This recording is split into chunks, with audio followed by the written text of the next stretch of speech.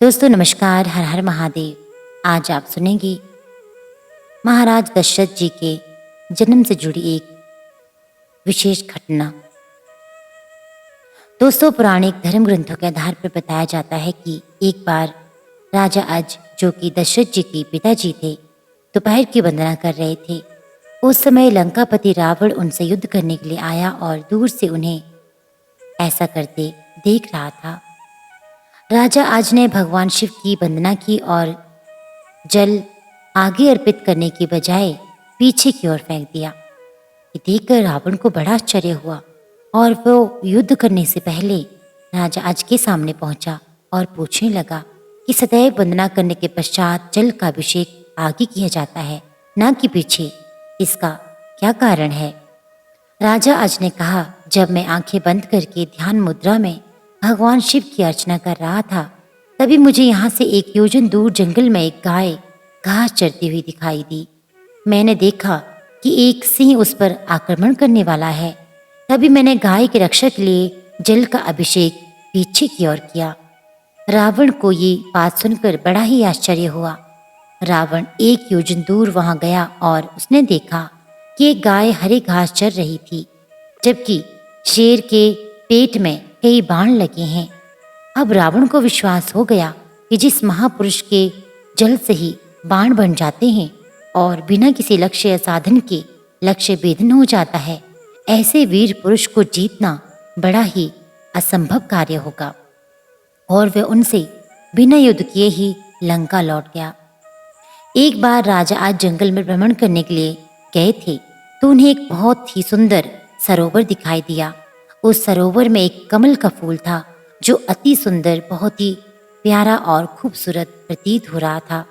उस कमल को प्राप्त करने के लिए राजा अज सरोवर में चले गए, किंतु ये क्या, राजा अज जितना भी उस कमल के पास जाते, वह कमल उनसे उतना ही दूर जाता और राजा अज उस कमल को नहीं पकड़ पाए।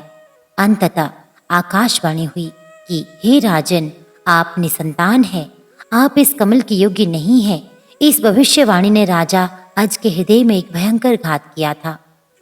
राजा आज अपने महल लौट आए और चिंताग्रस्त रहने लगे, क्योंकि उन्हें संतान नहीं थी, जबकि वे भगवान शिव के परम भक्त थे।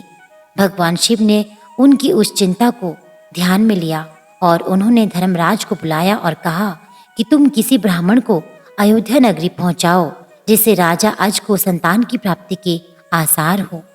अयोध्या नगरी से दूर एक गरीब ब्राह्मण और ब्राह्मणी सरयू नदी के किनारे कुटिया बनाकर रहते थे। एक दिन वे ब्राह्मण राजा अज के दरबार में आए और उनसे अपनी दुर्दशा का जिक्र कर भिक्षा मांगने लगे। राजा अज ने अपने खजाने में से उन्हें सोने की अशरफियां देनी चाहिए, लेकिन ब्राह्मण नहीं कहते हुए मना कर दिया कि ये प्रजा का है, आप अपने पास जो है उसे दीजिए। तब राजा ने अपने गले का हार उतारा और ब्राह्मण को देने लगे, किंतु ब्राह्मण ने मना कर दिया कि ये भी प्रजा की ही संपत्ति है। इस प्रकार राजा अज को बड़ा दुख हुआ कि आज एक गरीब ब्राह्मण उनके दरबार से खाली हाथ जा रहा है। तब राजा अज शाम को एक मजदूर का वेश बनाते हैं और नगर के किसी काम के लिए निकल जाते हैं। चलते चलते वे एक लोहार के यहाँ पहुँचते हैं और अपना परिचय बिना बताए ही वहाँ विनय कर काम करने लग जाते हैं। पूरी रात को हथौड़े से लोहे का काम करते हैं, जिसके बदले में उन्हें सुबह 1 टका मिलता है। राजा 1 टका लेकर ब्राह्मण के घर पहुँचते हैं, लेकिन वहाँ ब्राह्मण नहीं था। उन्होंने वह 1 टका ब्राह्मण की पत्नी को दे दिया और कहा कि इसे ब्राह्मण को दे देना। जब ब्राह्मण आया तो ब्राह्मण की पत्नी ने वह टका ब्राह्मण को दिया और ब्राह्मण ने उस टका को जमीन पर फेंक दिया। तब एक आश्चर्यजनक घटना हुई। ब्राह्मण ने जहाँ टका फेंका था वहाँ गड्ढा हो गया। ब्राह्मण ने उस गड्ढे को और खोदा तो उसमें से सोने का एक रथ निकला तथा आसमान में चला गया। इसके पश्चात ब्राह्मण ने और खोदा तो दूसरा सोने का रथ निकला और आसमान की ओर चला गया। इसी प्रकार से 9 सोने के रथ निकले और आसमान की ओर चले गए। और जब 10वां रथ निकला तो उस पर एक बालक था और वह रथ जमीन पर आकर ठहर गया। ब्राह्मण उस बालक को लेकर राजा अज के दरबार में पहुंचे और कहा, राजन, इस पुत्र को स्वीकार कीजिए।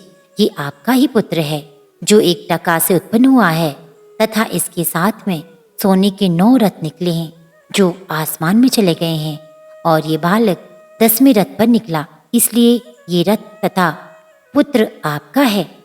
इस प्रकार से दशरथ जी का जन्म हुआ था। महाराज दशरथ का असली नाम मनु था और ये 10 दिशाओं में अपना रथ लेकर जा सकते थे, इसीलिए दशरथ नाम से प्रसिद्ध हुए। दोस्तों, ये थी आज की कथा जिसमें आपने सुना महाराज दशरथ के जन्म से जुड़ी एक अद्भुत और विचित्र घटना। ऐसी अन्य कथाएं सुनने के लिए इस चैनल के साथ जुड़े रहिए। आपका दिन शुभ हो। हर हर महादेव।